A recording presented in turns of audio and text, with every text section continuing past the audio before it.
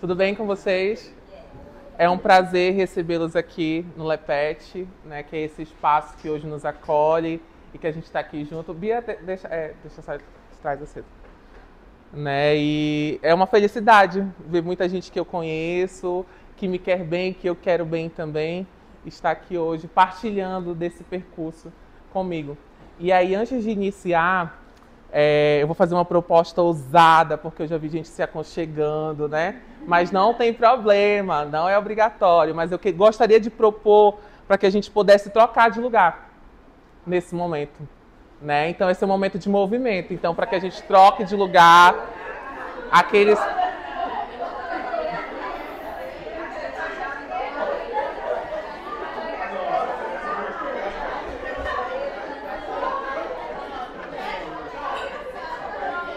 Muito bem, muito bem.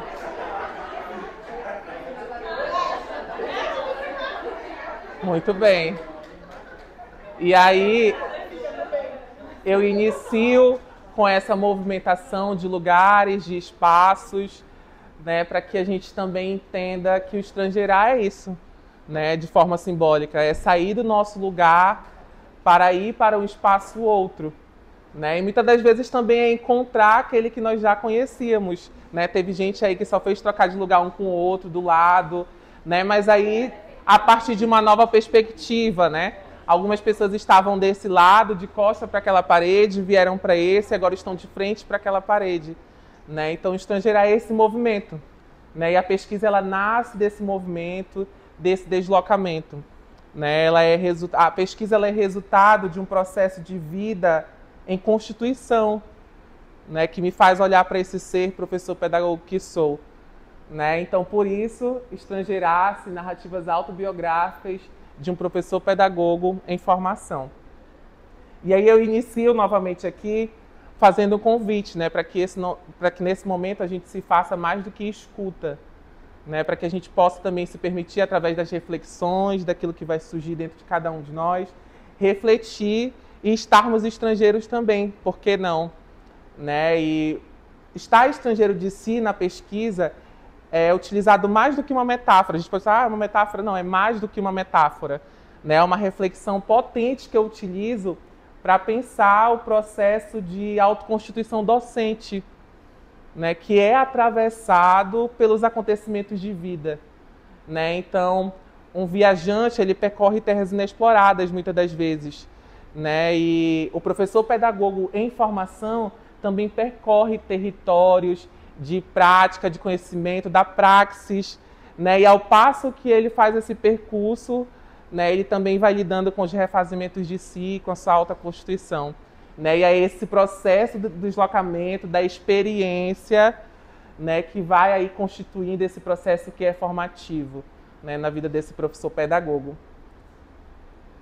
E aí a Silvia Chaves ela vai falar que autobiografar-se é mais do que rememorar o passado ou simplesmente falar dos processos pedagógicos.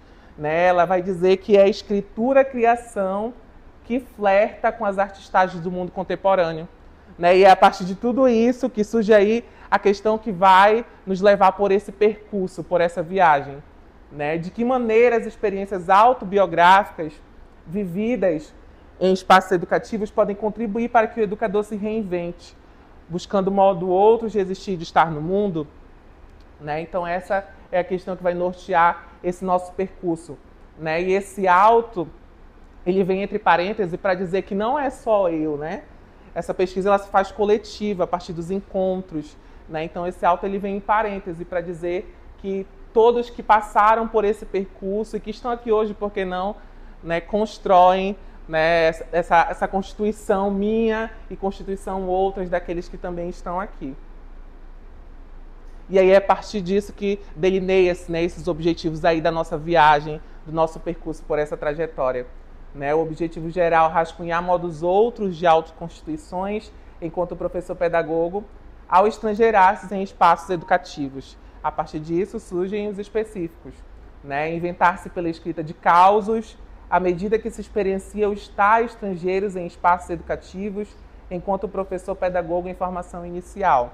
Né? Também surge aí mapear modos outros de existência e atuação no mundo, revelando possibilidade de ser e estar professor pedagogo na sociedade contemporânea.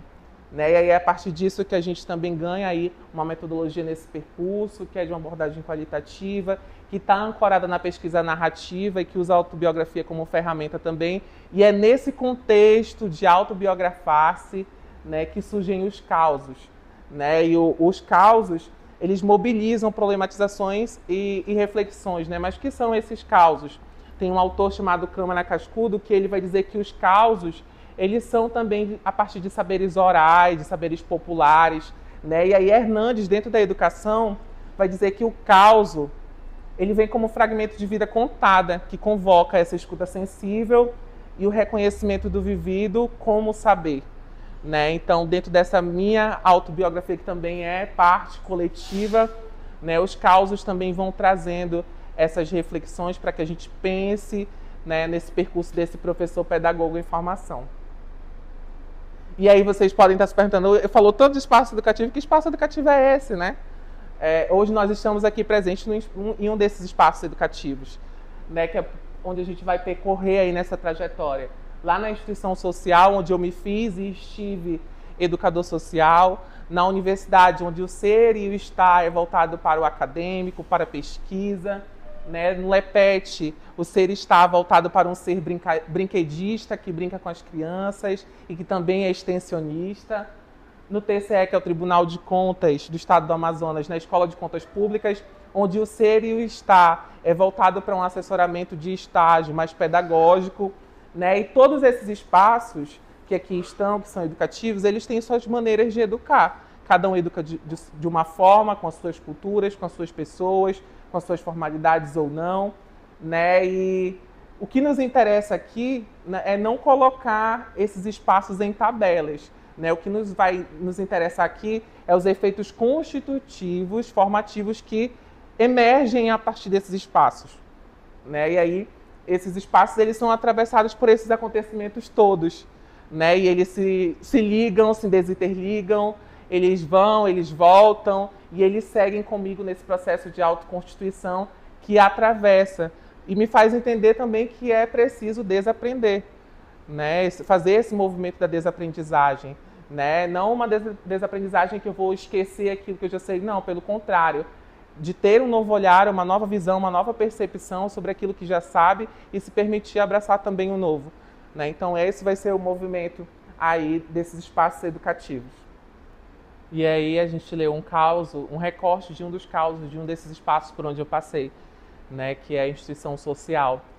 E eu lembro como se fosse, a Kathleen fez a leitura e eu lembro como se fosse hoje, do dia que eu me deparei com essa situação que acontecia no portão daquela instituição, né, e essa figura ali repressiva se movimentava dessa forma, né, de fazer as adolescentes tirarem o esmalte, amarrarem o cabelo, que é contra a cultura da própria instituição, né? E a partir daquele momento eu pensei, né?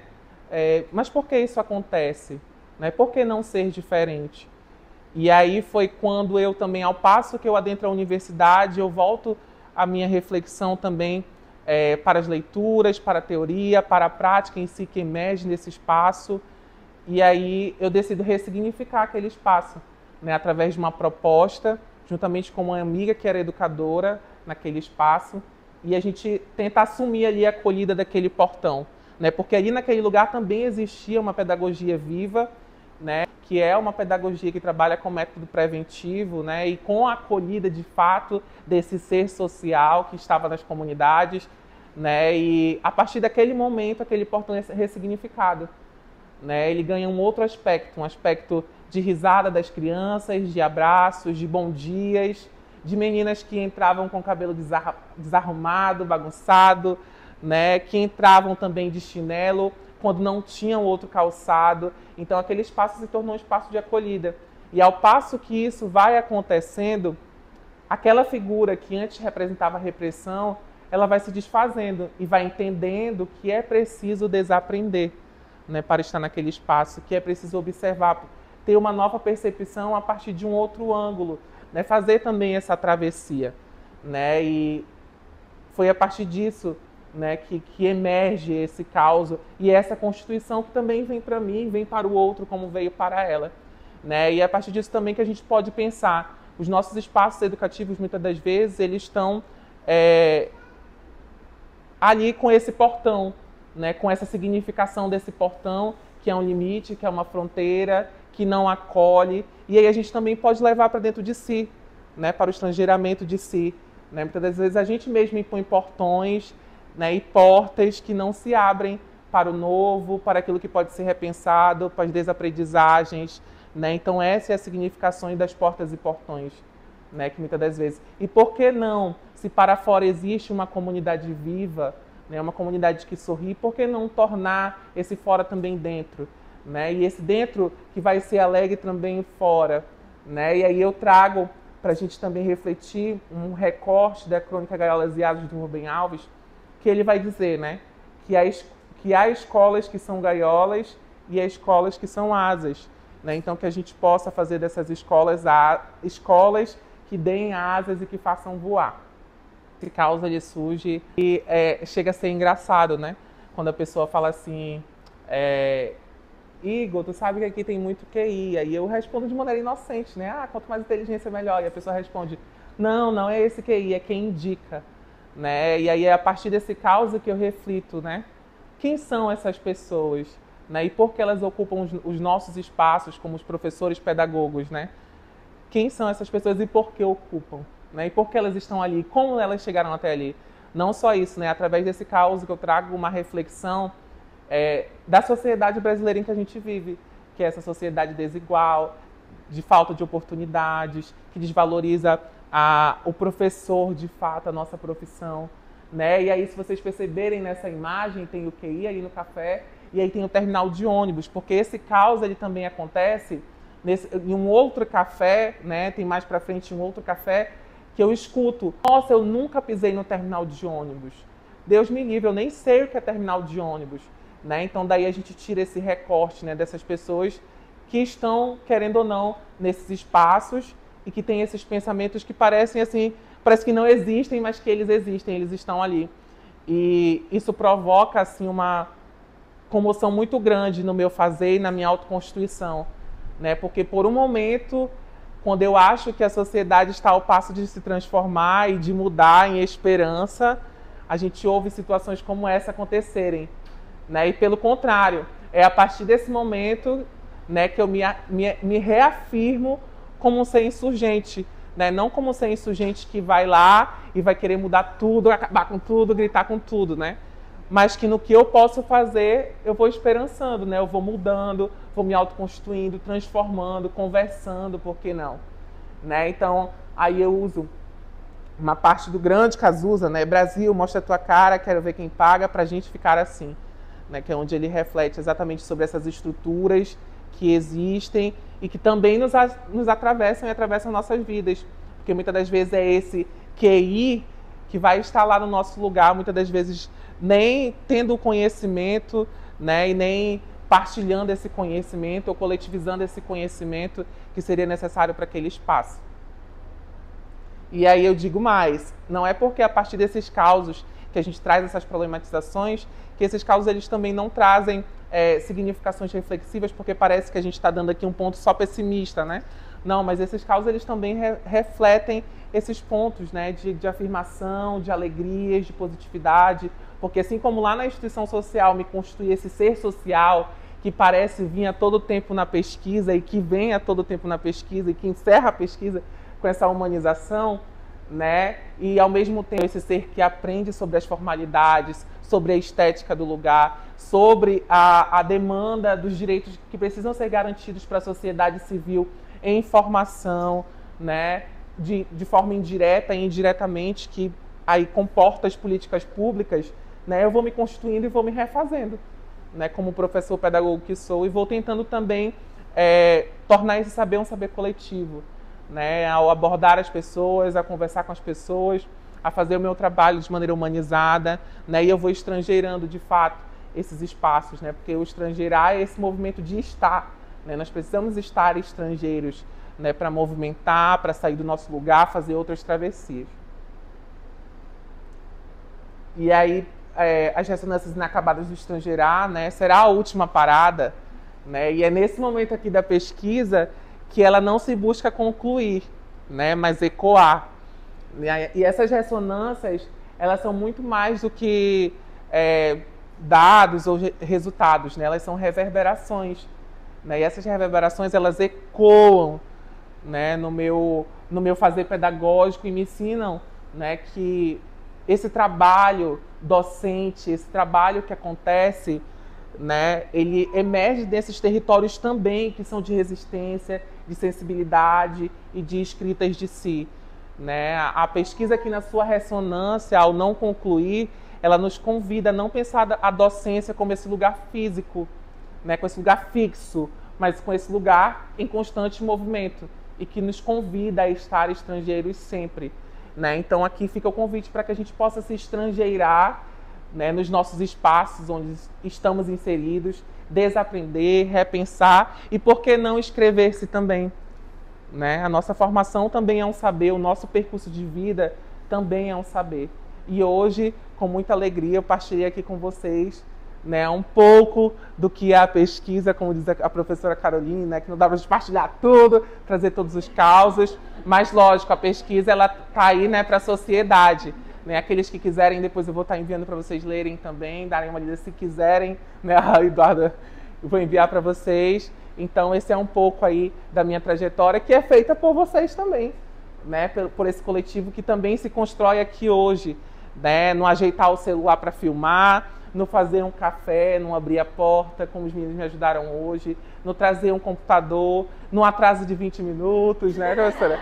Então, esse fazer é isso, né? É essa travessia, esse deslocamento, né? É entender que nós, professores, estamos aí nesse campo que também deve ser flexível, né? Que deve ser flexível e deve se fazer de entendimento, né, como aconteceu hoje. A gente entendeu, né? Eu entendi, a professora, a gente veio, calma, professora, vai dar certo, né?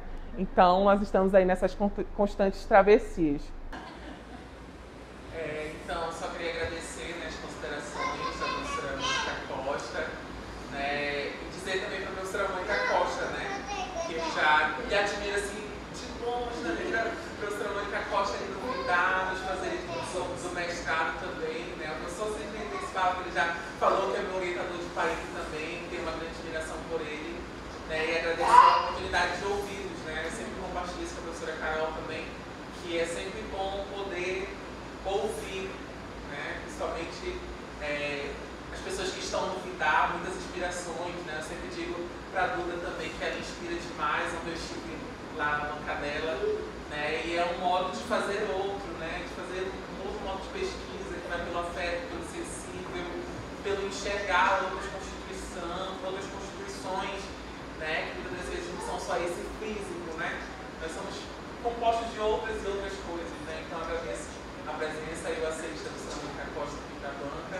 agradeço também ao professor Sidney, né, que ele possa levar também meu agradecimento à professora Nataliana, né, que também me acompanha nesse processo do PAIC, né, para algumas pessoas eu disse que o professor Sidney, ele parece muito meu pai, né, e ele tem esse retrato muito afetivo, né, em sala de aula, nas suas abordagens, e como ele disse aqui, ele se refaz mesmo, né, a gente que está aí há 4 disciplinas, como ele disse, né, cansado, né, até nos dias que ele esteve enfermo, né, recentemente, ele esteve muitas vezes em sala de aula falando da sua realidade humana, né, expondo, né, a sua vulnerabilidade, isso é importantíssimo, né, e ter essa ligação com ele é muito boa, porque várias vezes eu fui com a Beatriz Caquete, que o professor Sidney parece muito meu pai, né, de tudo assim, do jeito como se comporta, do jeito que fala, do jeito que às vezes ele fala sobre transgressão em sala de aula, que ele se irrita, né, e nesse sentido ele é muito parecido. E aí eu acredito, não sei se eu posso fazer agradecimento agora, ou se posso, a professora. Então, eu escrevi um pequeno agradecimento para esse momento, né, deixa eu considerar que eu não disse que eu não ia chorar, mas eu acho que...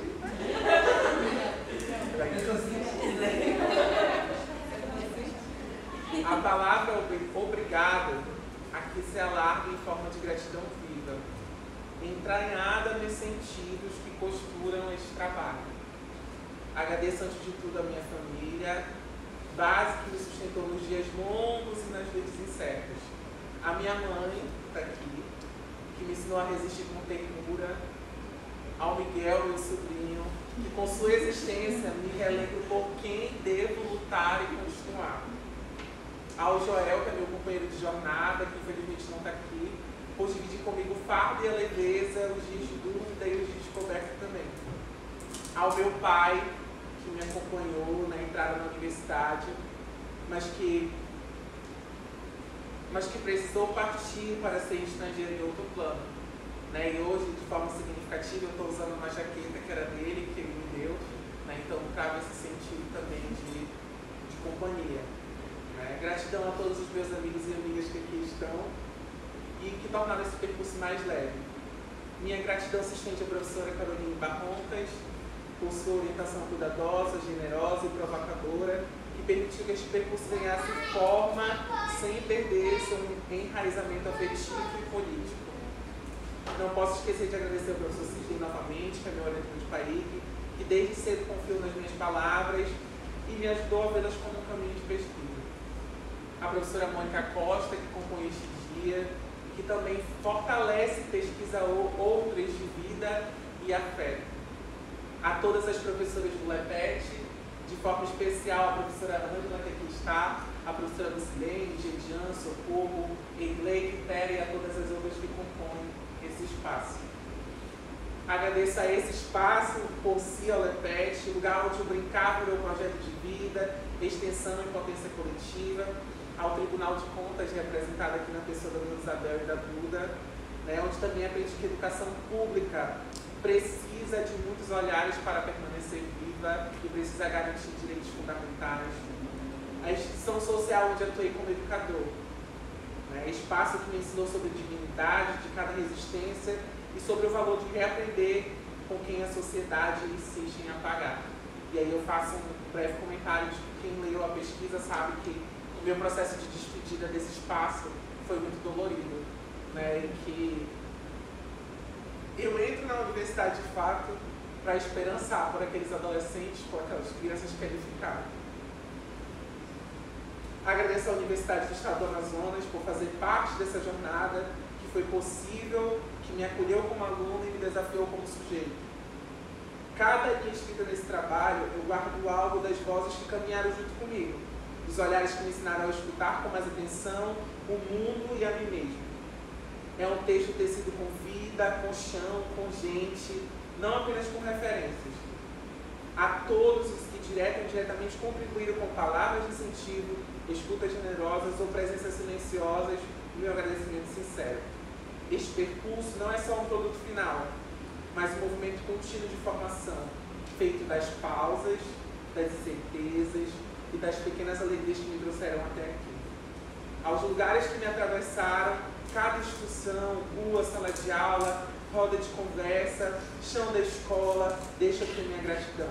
Eles não foram apenas passagens, foram travessias. Que essa escrita siga abrindo caminhos, meus, nossos e de quem vier depois. Gratidão. E é isso.